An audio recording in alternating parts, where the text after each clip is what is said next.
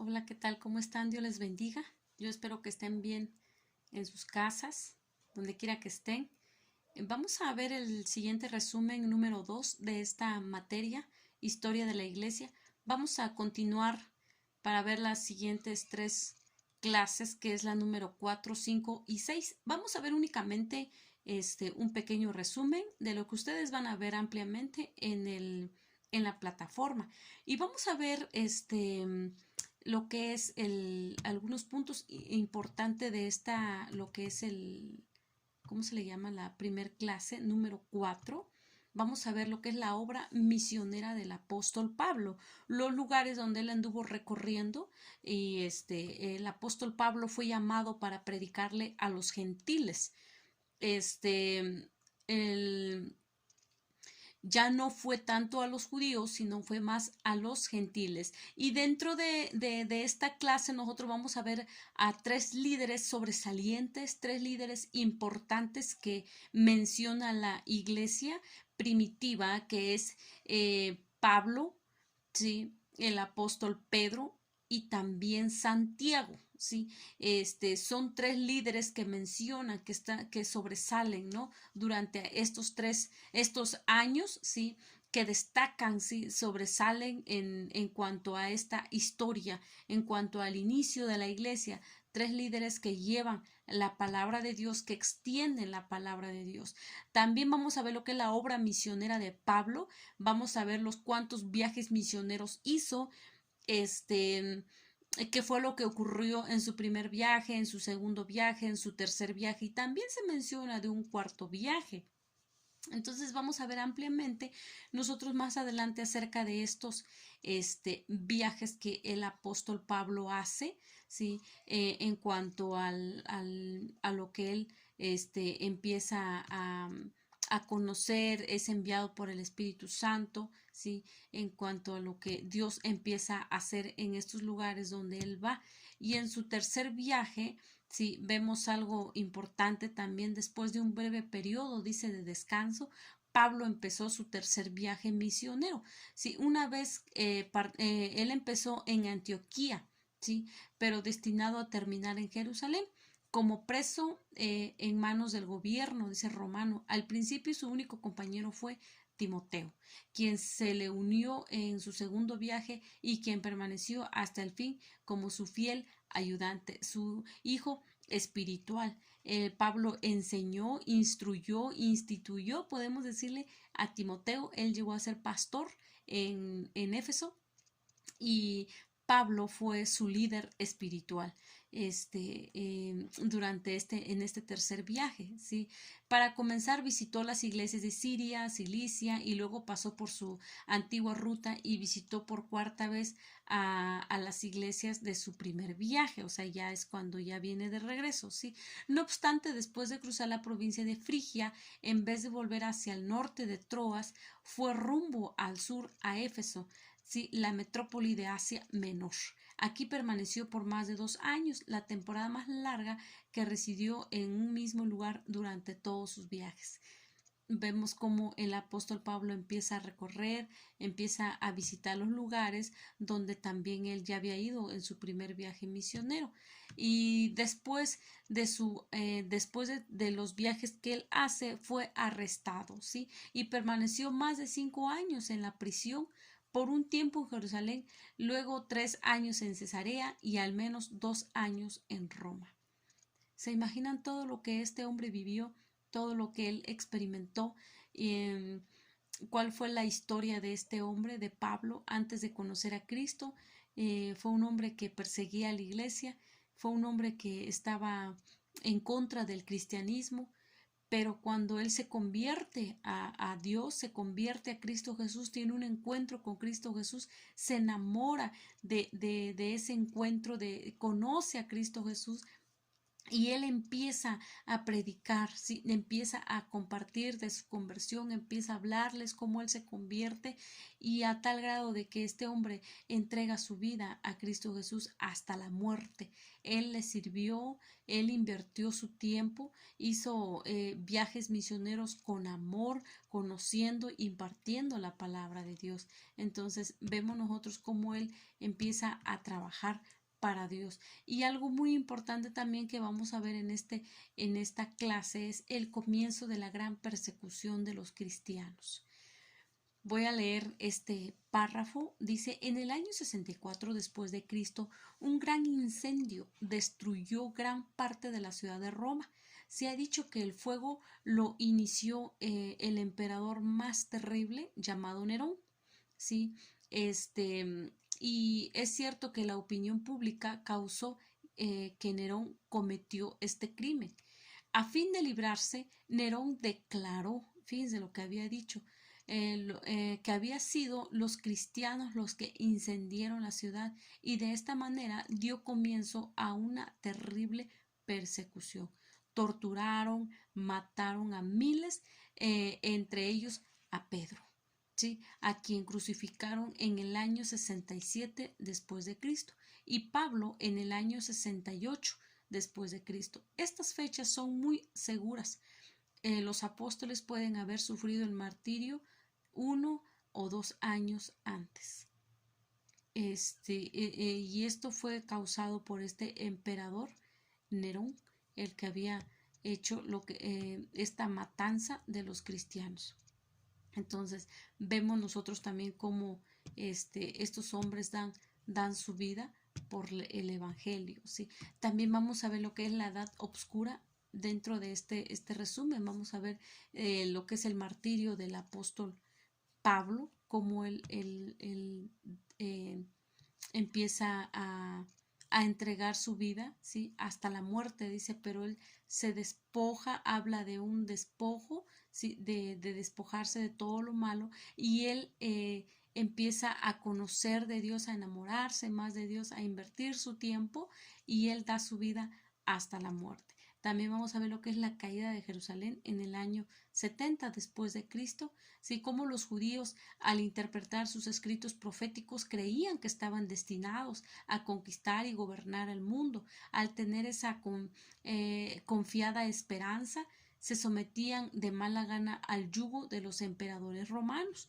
Los judíos mismos, ellos mismos se atacaban, ellos mismos, entre ellos había discusión, había división, y se mataban entre sí ahora sí que sin consentimiento, entre ellos habían enemigos. Entonces, no tan bien les iba como grupo, ¿sí?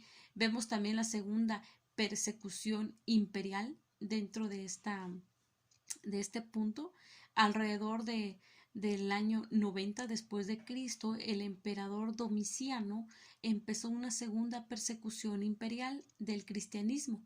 Asesinó a miles de creyentes, sobre todo en Roma e Italia. Esta persecución, como la de Nerón, fue esporádica y fue local. No se extendió por todo el imperio. En este tiempo, a Juan, el último de los apóstoles y quien viviera en Éfeso, lo prendieron y lo llevaron a la isla de Patmos, en el mar Egeo. Fue ahí donde recibió la revelación que aparece en el último libro del Nuevo Testamento. Es probable que Juan muriera en Éfeso aproximadamente en el año 100 después de Cristo. Durante esta época se escribieron los últimos libros del Nuevo Testamento, que es Hebreos, Segunda de Pedro, la Epístola de Juan, Judas y Apocalipsis. Aunque el reconocimiento universal de estos libros como inspirados y canónicos vino más tarde. También vamos a ver lo que es la situación referente a la iglesia. ¿Cuáles fueron esto? Al principio del siglo II se había fundado las iglesias en los países y en casi toda la ciudad, desde el Tíber al Éufrates, desde el Mar Negro hasta el norte de África. Algunos creen que se extendía hasta España, Gran Bretaña, en el occidente. Sus miembros ascendían, a millones. se estaba extendiendo ya la palabra de Dios. Ya no solamente la palabra era para los gentiles, sino también ya, perdón, para los judíos, ya también para los gentiles. Estaba ya, se estaba regando, se estaba expandiendo la palabra de Dios. Entonces, como la iglesia ya no solamente eran 120, ya eran millones de creyentes, a pesar de los de las matanzas por estos hombres tan crueles que fue Domiciano, Nerón, fueron hombres que fueron usados por Satanás para torturar a estos cristianos, ¿no? La enseñanza también de Pedro vemos y Juan en sus epístolas muestran un acuerdo completo con los conceptos de Pablo. Sin embargo, surgieron opiniones heréticas y comenzaron a formarse sectas cuyos gérmenes los apóstoles descubrieron y expusieron, si bien su completo desarrollo vino a exponerse ya más tarde. ¿Sí? Lo que es uno de los puntos sobresalientes también que ellos empiezan a conversar era acerca del bautismo, acerca de la Santa Cena también, y sí, y algo que también se aprobó dentro de este concilio, en cuanto a la iglesia, el reconocimiento del domingo de resurrección. Hasta el día de hoy sabemos que domingo es un día especial, domingo se recuerda como un día de resurrección, sí, cuando resucitó el maestro. Sí, esto lo empiezan a reconocer como aniversario de la resurrección de nuestro Señor Jesucristo, aunque en ese tiempo aún no se declaraba algo universal, pero ya se estaba como tomando en cuenta y hasta el día de hoy se ve como domingo se toma como el día del Señor. En Hechos y las últimas epístolas, los ancianos presbítero, ¿sí?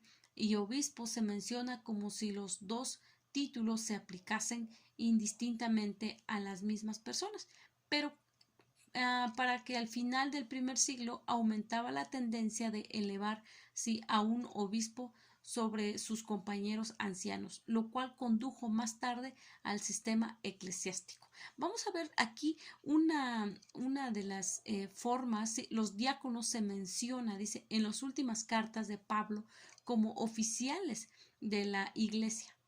En la epístola de los Romanos, escrito en el año 58 después de Cristo, a Febe de Cencrea se le llama diaconisa. Y una referencia en Primera de Timoteo puede que se le haya hecho como mujeres que desempeñen este oficio. Se leían los pasajes en el Antiguo Testamento y las cartas apostólicas, así como los evangelios. Se cantaban los salmos de la Biblia e himnos cristianos, las oraciones diferentes en las iglesias. Esto es lo que vemos nosotros como hay una forma, ¿no? de cómo ellos empiezan a desarrollar su servicio en las sinagogas. ¿Sí? Y también vamos a ver también dentro de este punto, de esta clase, lo que es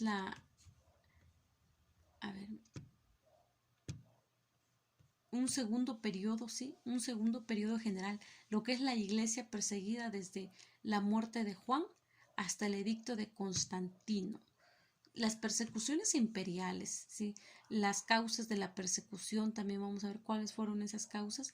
Dice, antes de narrar la historia, investiguemos algunos de los motivos que obligaban al gobierno generalmente justo y que procuraba el bienestar de los ciudadanos, a bienestar por espacio de 200 años, a extirpar un cuerpo tan recto, tan obediente a la ley y conveniente. El paganismo es otro punto. Acogía las nuevas formas y objetos de adoración, mientras que el cristianismo los excluía. Donde los dioses ya se contaban por cientos, aún por miles, un dios más no se destacaba en nada. Cuando la gente de una ciudad o una provincia deseaba desarrollar el comercio o la inmigración, construían templos a los dioses que se adoraban en otros países, para que los ciudadanos de esos otros países pudiesen tener un lugar de adoración. Es por eso que en Pompeya encontramos un templo de Isis, una diosa egipcia, construido para fomentar el comercio en Egipto.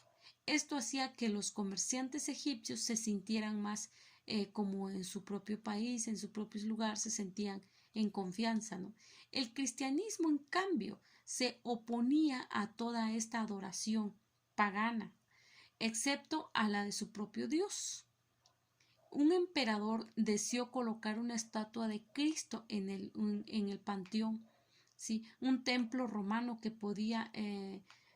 todavía pues está de pie, donde se adoraba a todos los dioses importantes.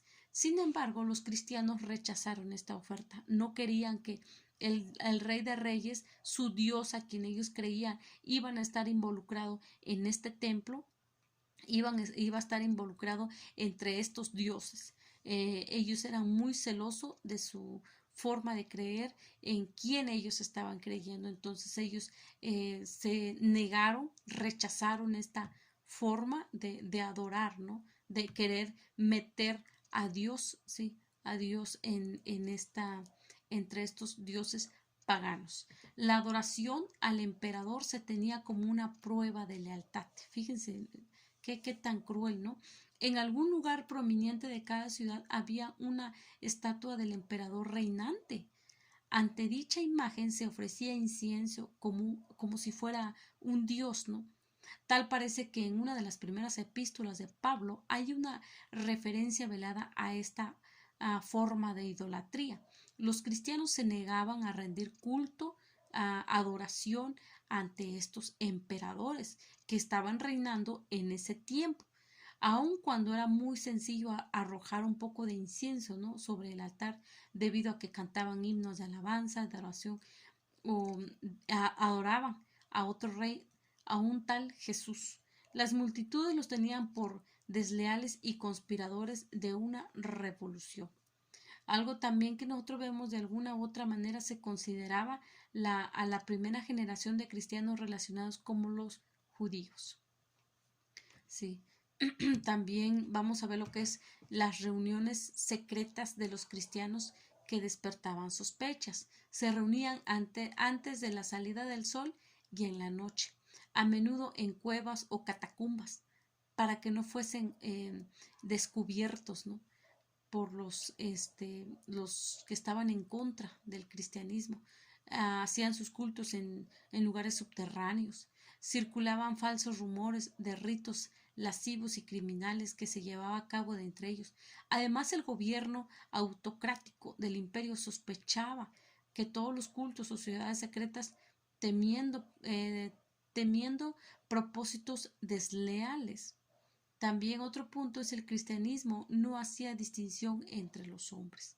La celebración de la Santa Cena del Señor, de la cual se excluía a los extraños, a menudo era una causa de acusación y persecución también. A los cristianos se les consideraba como igualitaristas, o anarquistas y trastornadores del orden social, es decir, enemigos del Estado. Ellos no se involucraban. Durante la época de la persecución, durante los siglos segundo y tercero, y sobre todo en los primeros años del siglo IV hasta el año 313 después de Cristo, la religión cristiana estaba prohibida y sus partidarios sufrían lo que es discriminación. Sin embargo, la mayor parte del tiempo la espada de la persecución estaba envainada y apenas molestaban a los discípulos en sus observancias religiosas. Pero aún durante estos periodos de aparente calma cabía la posibilidad de un peligro repentino, siempre que un gobernante creía conveniente ejecutar los edictos, o cuando algún cristiano prominente daba su testimonio abiertamente y con valor. Hubo, sin embargo, varios periodos de corta o larga duración en los que a través de todo el imperio de la Iglesia se exponía a las más fieras persecuciones. Todo lo que pasaban, sí, todo lo que tenían que enfrentar. También desde el reinado de Trajano, sí, al de Antonio Pío, el cristianismo no se reconoció, aunque tampoco se persiguió severamente. Y fíjense, hermanos, que hoy en día también está la persecución, pero es una persecución espiritual. Es una persecución que cada creyente la vive. Y cuánto estamos dispuestos nosotros de dar nuestra vida por Dios. Y cuánto nosotros estamos dispuestos, ¿sí?, de morir por el Evangelio. No muchos, no muchos dan su vida. Antes se veía una persecución física, ¿no? Quizás hay pueblos, hay ranchos en diferentes países, en ciudades dentro de este país de México, donde sí se ve esa persecución, donde no permiten que entre el Evangelio. Pero me refiero a una persecución espiritual.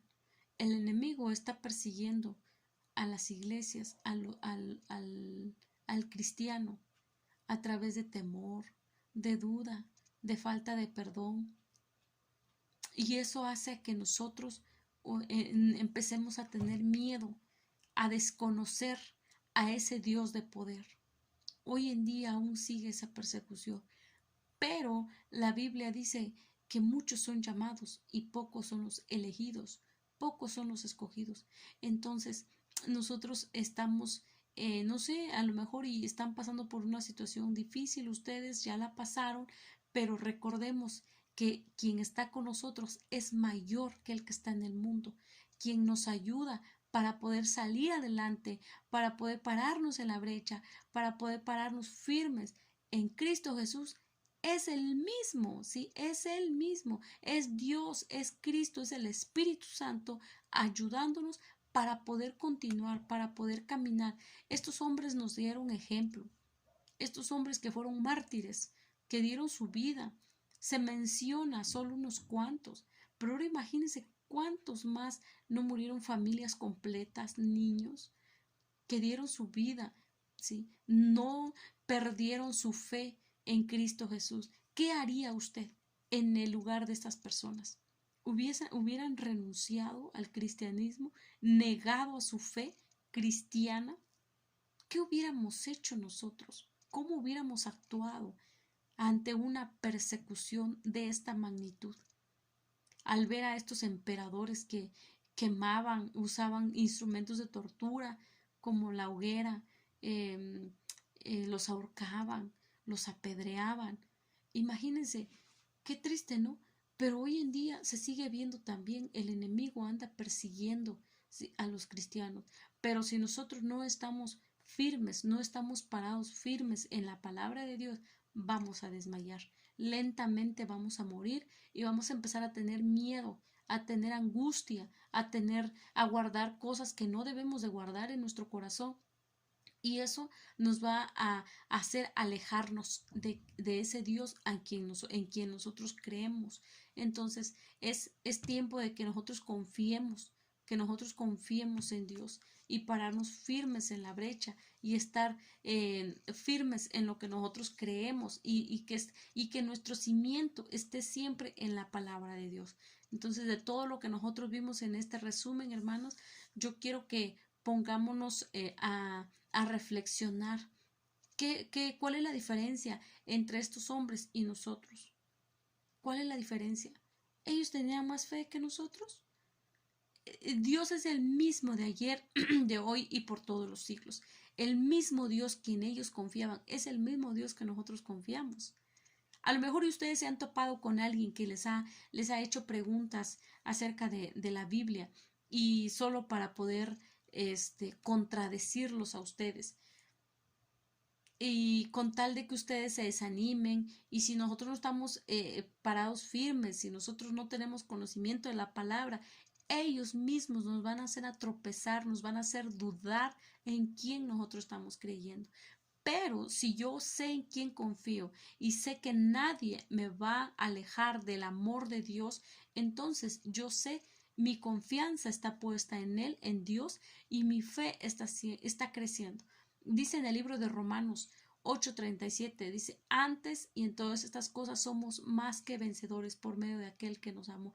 Pero dice, ¿quién nos puede separar del amor de Cristo? ¿Hambre, persecución, desnudez, espada?